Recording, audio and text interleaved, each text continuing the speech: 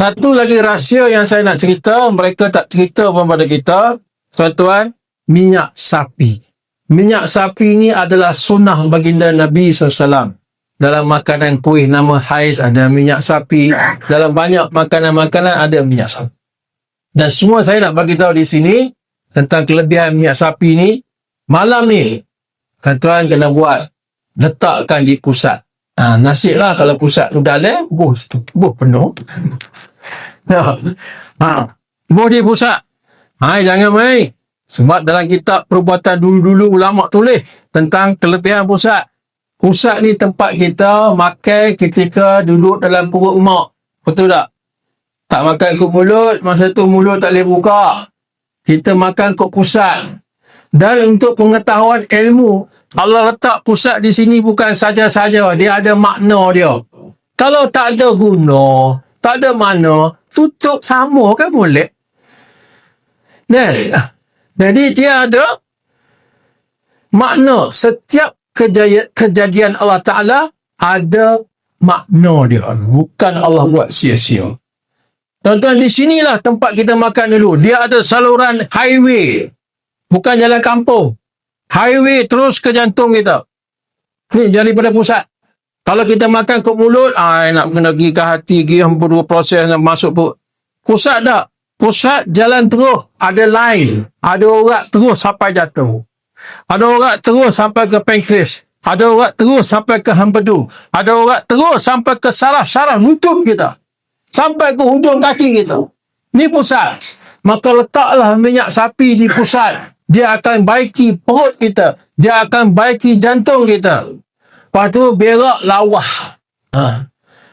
Cuma kena susah sikit lah. Mula-mula tu, bubuh tu, minyak sapi tu, tak boleh nak kalih-kalih lah. Sejen dua. Kalih juga dia tubik lah. Jadi, sejen dua. Lepas dua jual, dia tak ada dah. Dia masuk dah. Suka dia bubuh badan kita kepada sunnah baginda Nabi SAW. Dia bagi kerjasama. Jangan main-main lah. Saya buat kajian ni tahun 2010. Letak minyak zaitun ada tangan kita ni. Pakai mikroskop, popong tengok. Tuan-tuan tahu apa jadi letak minyak zaitun? Semua sel-sel kulit muka, isi muka sehingga tulang putih kita buka, minyak zaitun tu boleh masuk. Tulang, dalam tulang tu, tulang hitam tu boleh masuk. Bulu roma saya naik kata. Saya kata bodohnya aku ni. Cuma aku kenal sunnah Nabi. Sehingga begitu sekali kerjasama yang diberi oleh tubuh kepada sunnah Nabi. Kita ni jahat. Tubuh kita tengok pada sunnah Nabi. Lepas tu, habis tu bersih tubuh minyak panas.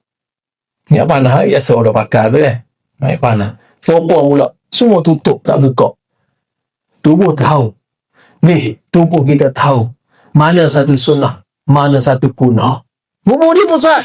Gojek, hidayah. Dia kenal sunnah baginda Nabi SAW.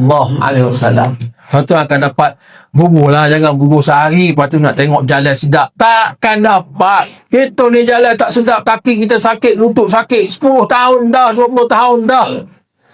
Cucuk 1,000, 2,000, 3,000. Lepas cucuk jadi pula. Lepas cucuk jadi pula.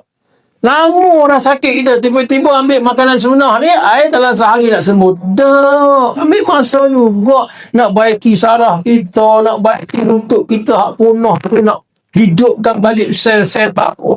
Tuan-tuan nak hidupkan sel comel, sel baru ni, ambil masa 3 bulan.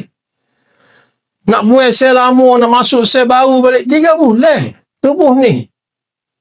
Jadi, dah lah sampai 3 bulan. Tuan-tuan, emas seminggu 2 boleh rasa dah. Kalau dulu naik tangga, dia nak pergi tepi tangga tu. Panjat tangga dah. Pakai minyak sapi di pusat. Lama-lama tak pergi dah. Naik itu ya.